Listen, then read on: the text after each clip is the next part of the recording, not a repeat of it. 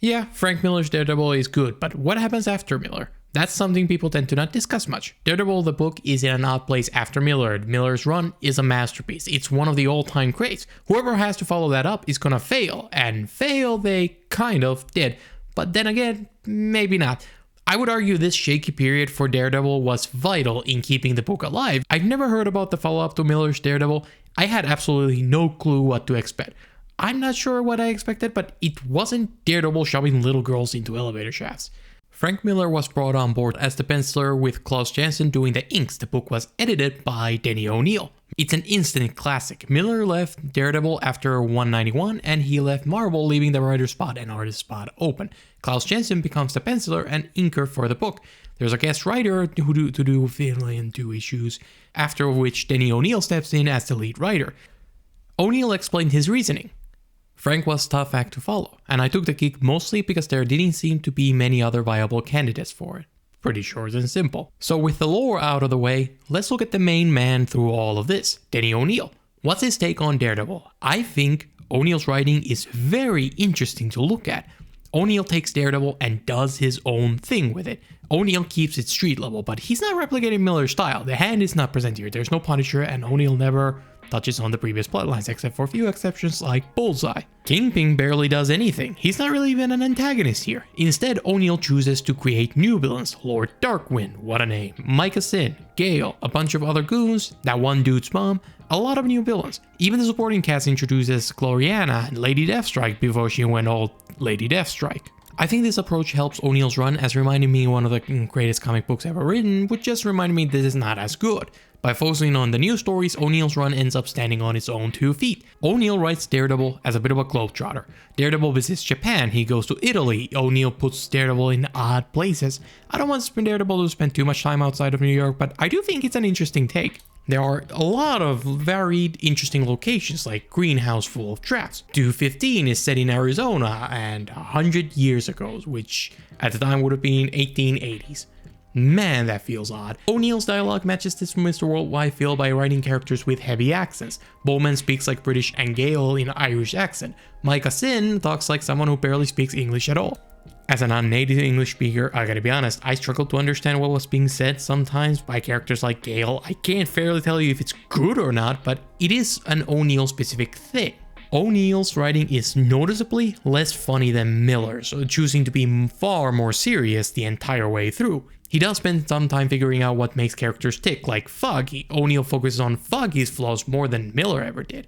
Foggy is presented as weak-willed when it comes to women. He's desperate for women's approval, so he's willing to let himself be treated like trash for it. He even betrays Matt over it. Matt's rough childhood comes up as he confronts his bullies and his dad's memory. The tone ends up being far more harsh. Miller's run is an epic run, creating this one large story that deals with international conspiracy and criminal empires that rule entire cities. Everything is tied together by one central idea, and that is a deconstruction of Daredevil. O'Neil has long-running plots like Micah Synn and Gale, but O'Neil does write arcs more in vacuums. While yes, the book gets wacky with exploding children, it does stay small with its scope. Micah Synn runs a small group of people. Gale is a lone piece of trash. Kingpin barely does anything during the run. I doubt O'Neil really had any larger plans for the book. He might have figured out overall general plot points, but it feels more like it's made up on the fly, choosing to focus on whatever the writer felt like that month. This reads more like a traditional superhero comic from the 70s, just with a more darker tone. We got multiple Black Widow stories, Deathstalker and Bullseye gets continuation. From what little I've read, O'Neil's run might be more inspired by Roger McKenzie's run on the character than Miller's run. There's 2 issues which are a bit more playful during this run. I think I found the funniest cover in 209. It's one of my favorite arcs. The main villain are these children, so it's 2 issues where Daredevil just knocks children into elevator shafts. Once he hears one get close, he chucks the child across the room. It's generally super funny to read.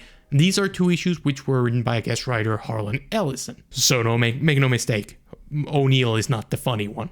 O'Neil does manage to separate his run from Miller, and he has some bangers in there, like one of my absolute favorites, issue 200 with Bullseye's return, and there is the Vulture and the Beyonder issues, which are just absolutely wonderful, arguably on par with some Miller's work. But make no mistake, this run doesn't overall get brought up with Miller or Bendis or Nocenti for no reason.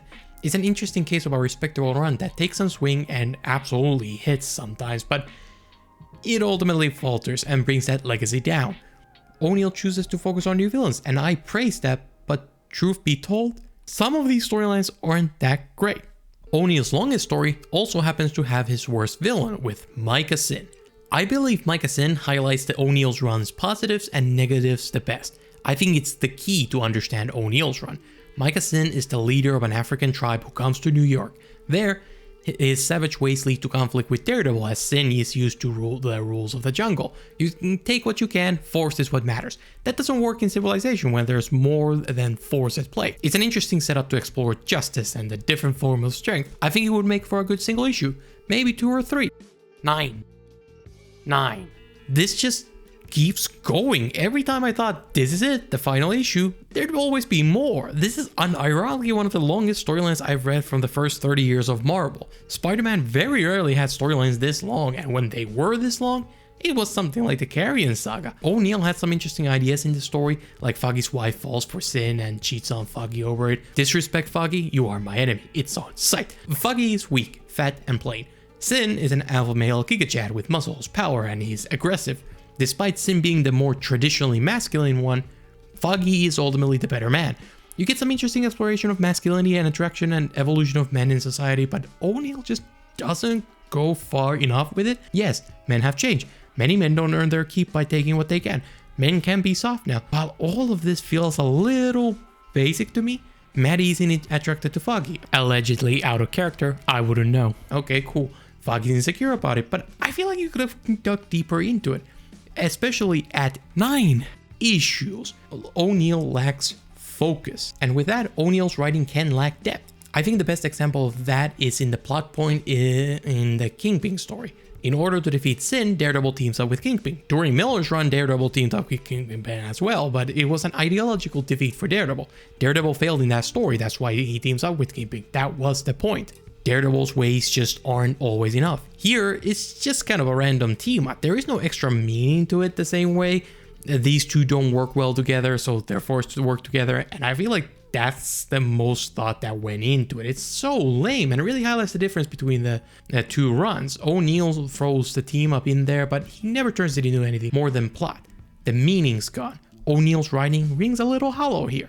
Other times, it can be fantastic. One of the best issues is the Beyonder issue, where he comes to Earth and gives Matt his eyesight back. And it's an absolutely stunning issue in art and in writing. It depends a little which story you're reading. Nothing straight up bad here, but a lot of it is fine. But then you'll get a nugget like this, and it just reinvigorates your passion for the run, for a moment at least. It jumps between, yeah, that was fine, to like, oh, that was incredible. It's really odd feeling. Unfortunately, the mediocrity is a little overpowering overall, so that's kind of where my mind goes when I think about these issues. When I wrote the script, I was a lot harsher to it. Then I went back and looked at them and to get pictures, and I was like, you know what, this run was actually a lot better than I remembered. It's one of those cases where it's like there's a lot of good, genuinely great stuff here, but it's lost a little bit into the sea of maybe a little bit lesser storylines. But that's just themes. What about plot? That's what comics were for, so how does O'Neill do on the most surface level? Looking at Micah Synn again, he is the most dangerous enemy Daredevil has ever fought. This craven wannabe can go toe-to-toe with Daredevil and win. Synn is the apex man, trained by harsh wilderness, so he should be pretty intimidating. But you see, there is a little problem. I just don't buy it. I don't see why Synn is some unbeatable force. Daredevil is as much of a big human as Synn could possibly be. It's contrived. Synn is not a good villain and comes across as more of a writer's pet. Absolutely nothing about this guy should make him this tough. It makes Synn more annoying to read than threatening. I will admit though, despite all the complaining, the final few issues are pretty good. If it wasn't for stretched for so long, I'd probably like this arc. On that note, O'Neill did write Kraven during his Spider-Man run, so that is kind of odd. Like, I don't know if this is a genuine trope he likes to visit a lot, but that's two stories with a hunter type character that explores masculinity. It's, I don't know. The guy, I guess, liked these kinds of storylines. Rest of O'Neill's run has the grace to keep things short, so you're never tired of storylines beyond this one. Just for fun, I want to quickly talk about O'Neill's take on Kingpin because I find it curious. O'Neill writes Kingpin more like the pre-Miller era Kingpin, I feel like. He does things more by hand. If O'Neill's Kingpin wants you gone, he deals with you himself, personally. There's multiple examples of Kingpin just getting out and beating someone up and close and personal. He literally marches into a newspaper office and loudly proclaims in front of everybody there, this guy has to retract his statements and write libel on Micah Synn. It's very careless and stupid. My least favorite moment, or possibly my favorite moment, because it's kind of funny. Daredevil loses a fight to Micah Synn, and Kingpin appears out of nowhere, throws a punch, and then just leaves. Just comes in, pals, and dips. What a power move. It's absolutely incredible. I'm super focused on O'Neill during this video, but it's important to note this era had a lot of people going in and out. There are 3 lead artists with a few more guest artists joining in. O'Neill started out as the editor, and he edited a few issues until Linda Grant took over as the editor, only for her to be replaced by Ralph Macchio. Then there's even guest writers. The book kept changing people, and I think that's probably to blame for some of the book's weaknesses. From the impression I'm getting, O'Neill didn't get along with Jim Shooter, Marvel's editor-in-chief at the time, which would be even more trouble.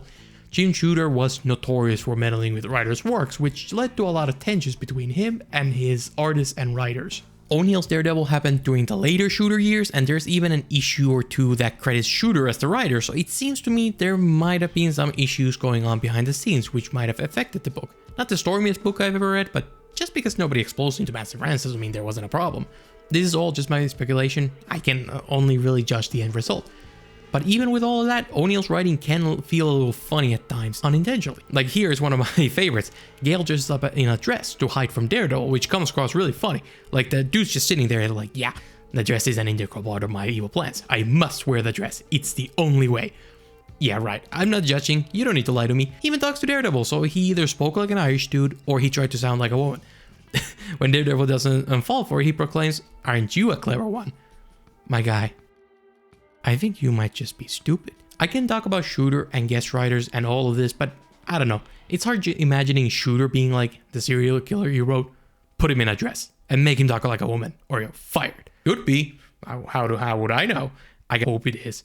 But it's more likely just on O'Neill. The final point about O'Neill I want to cover is Daredevil's love interest, who might be the biggest thing that stood out to me, and I think these characters managed to be the best and the worst of the run. Firstly, I love these women. Gloriana, Black Widow, Peggy, all are amazing. They're likable and strong, but O'Neill relies a lot on women getting kidnapped, and it gets kind of old by the end. Gloriana gets kidnapped like 3 times, Black Widow gets kidnapped, even Peggy gets kidnapped. In fact, Peggy gets bullied a lot in this run. I like that she's more present here because I love Peggy, but geesh, do you have to be so cruel about it? It ends up being too much for me. I don't want to call O'Neill's run darker than Miller. I think a better word would be more cruel. The way Peggy gets bullied is just nasty to read. Gloriana is hurt in a way she didn't know she can be hurt. These women can have absolutely no way to fight back, and to me, that kind of makes it worse than something like Elektra, where she at least stood a chance to fight Bullseye. This is mean-spirited, going after people who can't defend themselves. And then there's Heather.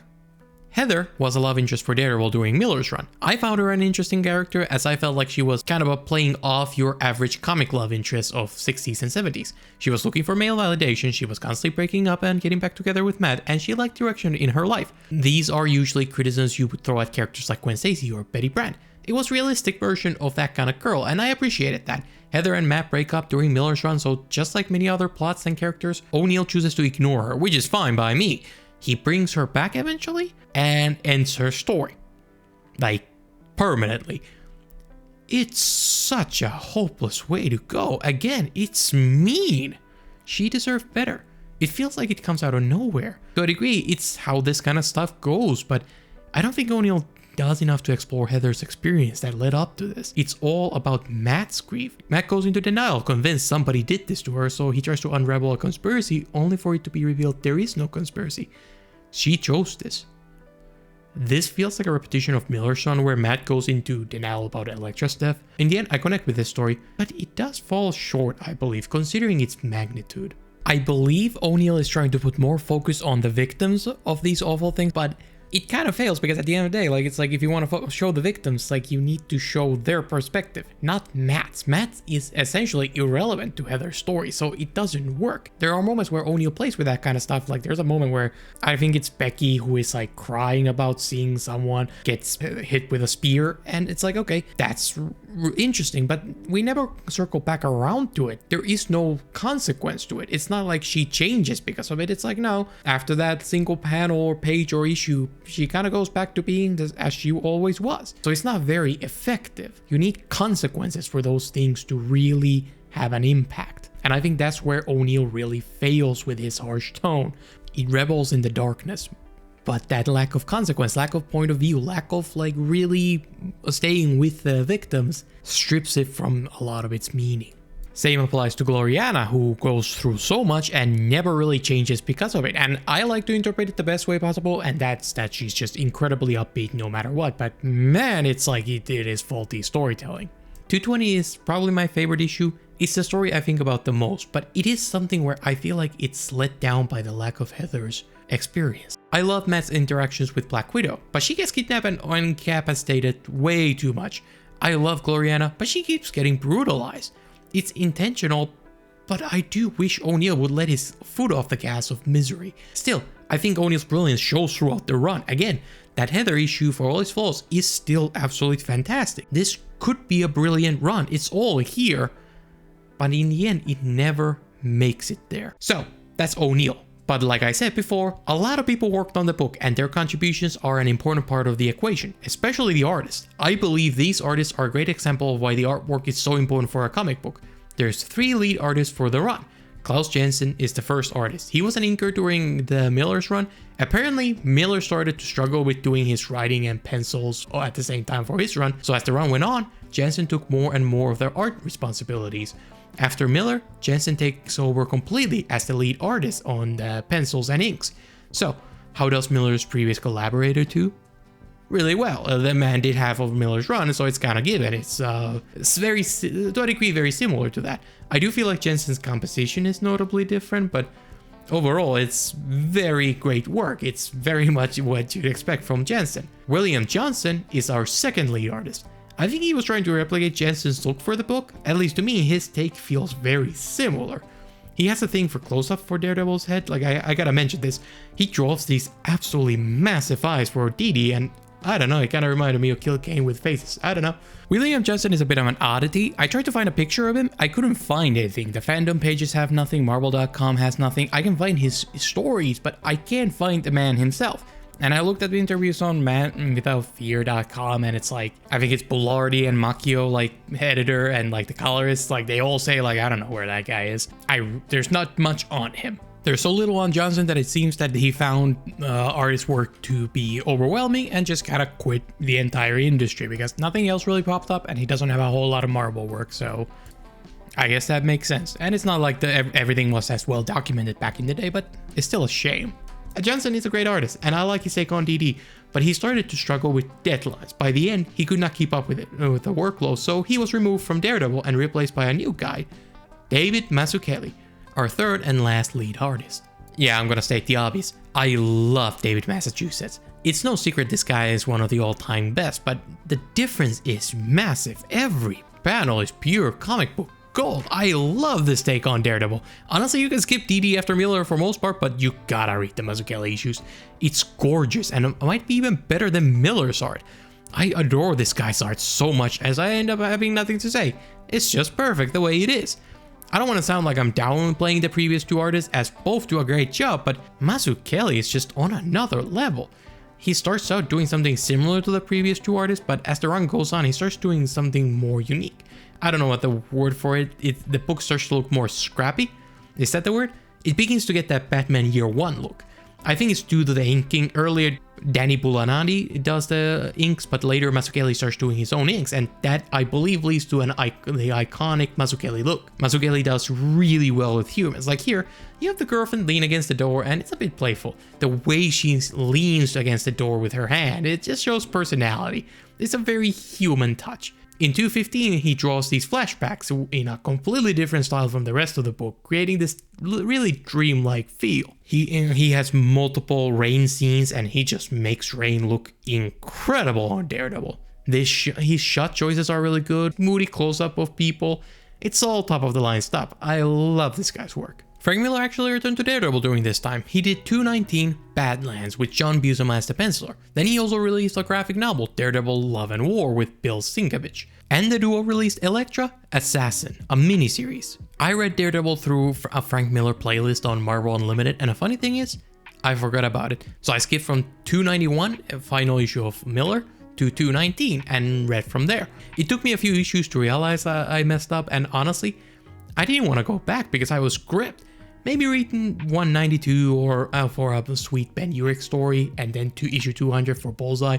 After that, I think you can skip to either Mazzucchelli run or from 204 onwards, or 220 for final volume of issues that set the stage for Born Again.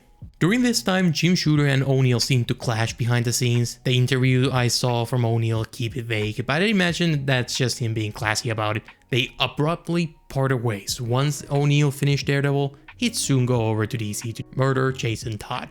Once again, the writer's spot was left open. Ralph Macchio, the editor of Daredevil, asked if Frank Miller would be interested. He was, and got together with Mazzucchelli and started his shorter second run, Born Again. I hear it's pretty good. I feel bad because O'Neill was a legendary writer in the comic book industry, writing arguably some of the most important works of all time. He and Neil Adams can be credited for creating modern Batman, and he helped to bring comics to Bronze Age with Green Arrow and Green Lantern. And yet again, I'm reading his lesser works. I don't know, I feel a little bad about it, like I was misrepresenting him. Honestly, looking at O'Neill's run, it's not like that great. It's decent, and at times it is definitely fantastic. I do want to bring this around to my very first point though. Anyone who'd follow up Miller was set up to fail. O'Neill decided to take that responsibility on himself. His take managed to keep the book alive and deliver genuinely some great stories, maybe even all-time greats. Considering the circumstances, I think it was a respectable effort.